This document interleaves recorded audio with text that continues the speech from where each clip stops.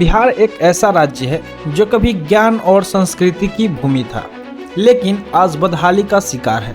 बाढ़ की मार, गरीबी की जंजीर, टूटी सड़कें, बेरोजगार युवा, शिक्षा की बदहाली, दम तोड़ती स्वास्थ्य व्यवस्था और बिगड़ते कानून तंत्र। बिहार के माथे पर पिछले कई दशकों से यही चस्पा है।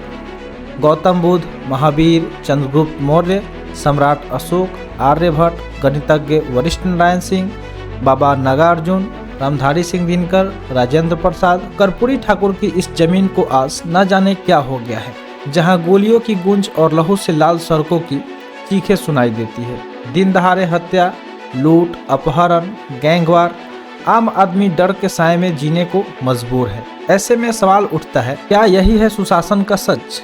ताजा मामला है एएसआई की हत्या का, जहां 3 दिन के अंदर एक बार फिर एक एएसआई की हत्या कर दी गई। 3 दिन पहले ही अररिया में भीड़ ने एएसआई को मार डाला और अब मुंगेर में एक और एएसआई की हत्या कर दी गई। इस मामले में आरजेडी ने नीतीश सरकार पर सवाल उठाया है, वहीं बीजेपी को इस मामले में विपक्ष की साजिश नजर आ रही है। सवाल ये है कि आखिर कब खूनी खेल रुकेगा, कब तक आम बिहारी की रगों में डर दौड़ता रहेगा, कब तक सत्ता में बैठे नेताओं के लिए क्राइम महज आंकड़े भर रहेगा। इस साल के आखिर में बिहार में चुनाव है, ऐसे में एक एक अपराध नीतीश की नेतृत्व वाली सरकार के लिए सिरदर्द बनता रहेगा।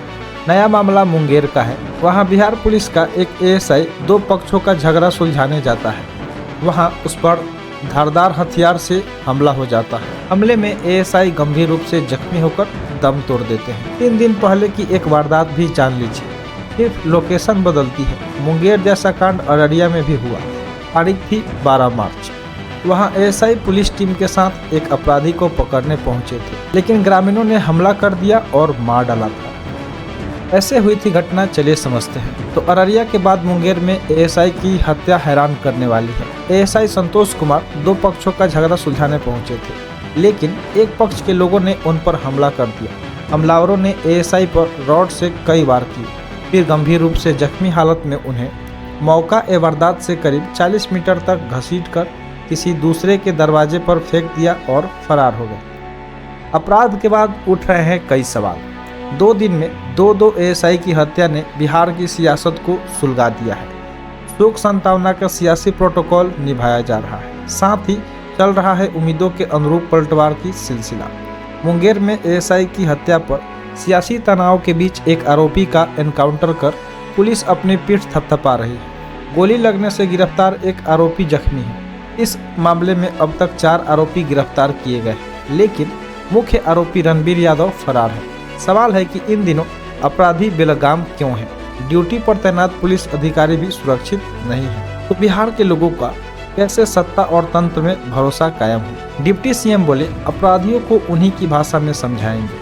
मुंगेर की घटना को लेकर बिहार के डिप्टी सीएम विजय सिन्हा ने कहा कि दुखद है, सरकार कार्रवाई करेगी। अपराध को खत्म करने के लिए सरकार कार्रवाई कर रही है। सुशासन के लिए हम सत्ता में हैं, एक्शन लेंगे। प्रशासन पर कोई हमला नहीं कर सकता। लोगों को चिन्हित करेंगे और अपराधियों को उसी के भाषा में प्रशासन समझाएगा, जिस भाषा में वह समझते हैं। अगर एनकाउंटर की जरूरत हो तो करो। कांग्रेस का बीजेपी पर निशाना। बिहार में कांग्रेस सांसद तारिक अनवर ने कहा कि राज्य का लॉ एंड ऑर्डर बिगड़ गया है, बीजेपी और एनडीए जिम्मेदार है।